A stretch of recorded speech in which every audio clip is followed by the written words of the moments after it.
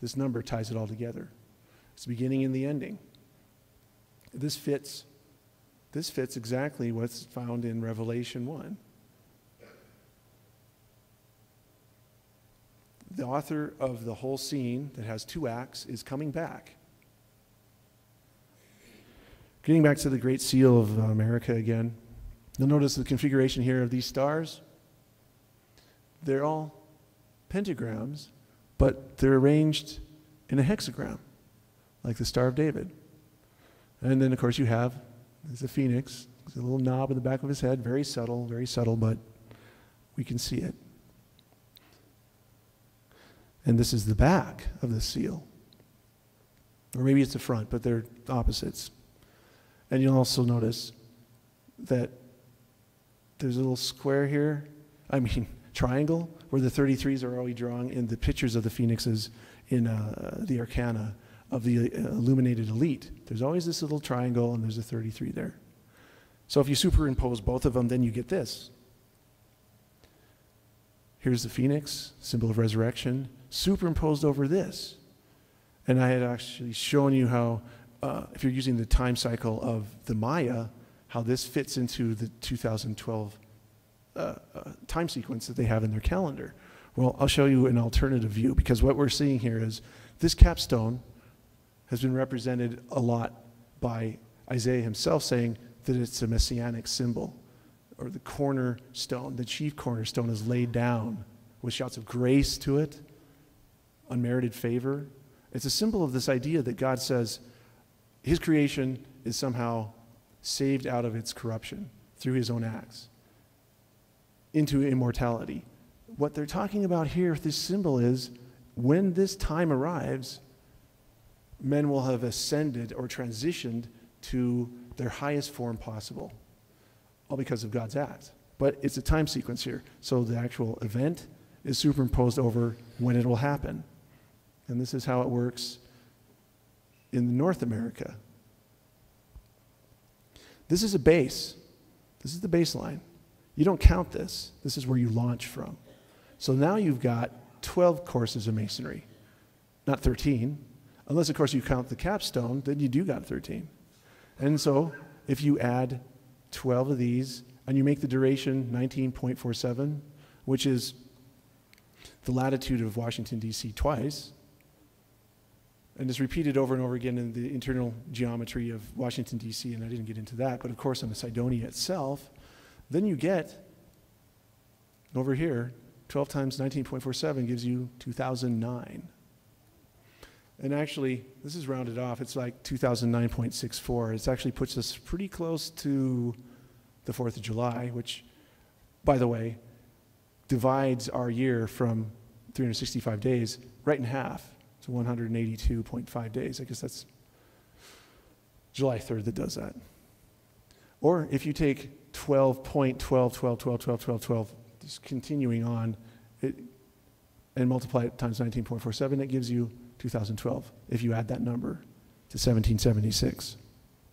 So here is encrypted the end of the calendar, which naturally fits right in with the Mayan calendar. These are the tarot cards.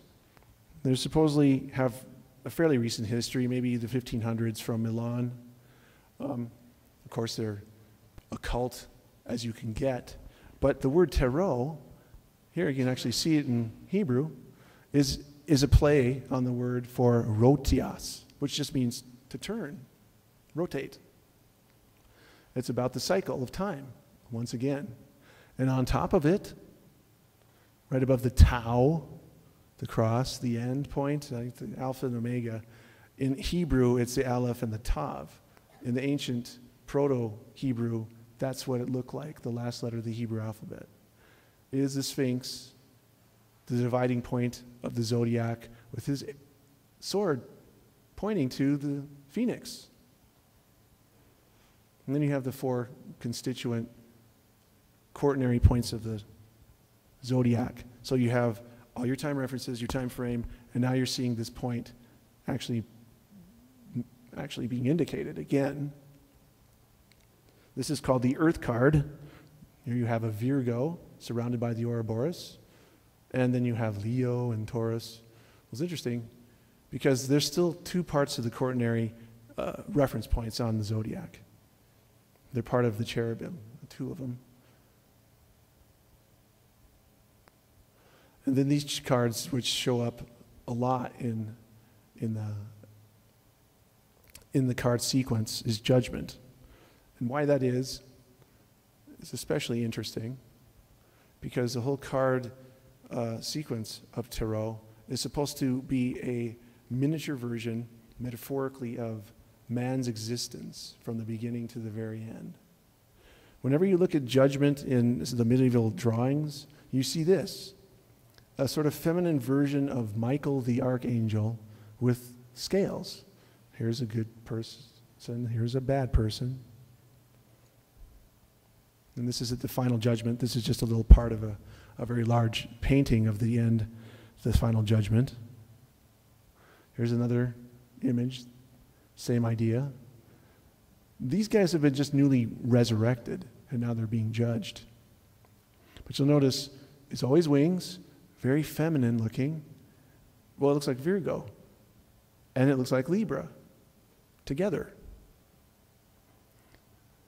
If you go back to great antiquity, you'll actually find the same symbols again, and this is Hathor. There's a feather of truth there, and weighing the heart and the soul of the deceased right here, who's petitioning for clemency. He's being judged. It's the end. And what's interesting about the idea of the end judge of all in antiquity and leading up to almost the present age where it's actually changed is that was an event that happened to the whole earth. It wasn't to just one person after they died, they'd go through the whole process. It was the whole earth at one point. Everyone was judged. Everyone was given their reward. And you can see that the Egyptians actually rendered Virgo right next to Libra and holding it.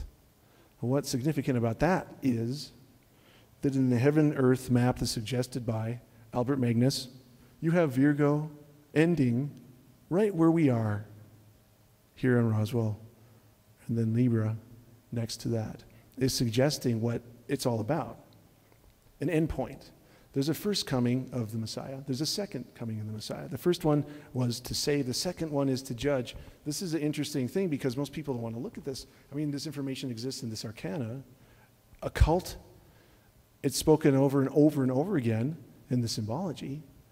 But if it's presented from a Christian viewpoint, then people clap their hands over their ears because it's been maligned so intensely. And the reason it's been maligned so intensely is because those who've actually worked to try to suppress it are very powerful, and they have a really good reason for doing so, because if we're talking about resurrection bodily, then we're also talking about a complete overturn of the hierarchy in heaven, because humans aren't supposed to live forever.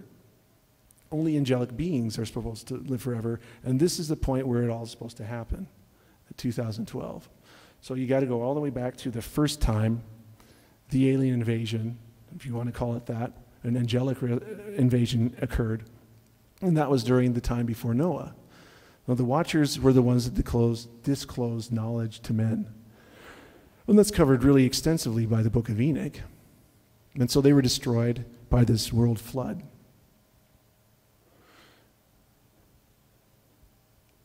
Now, Jubilees is another pseudepigraphic book that takes off in different parts, in different directions, and is actually attending to the same subject that Enoch works very closely with.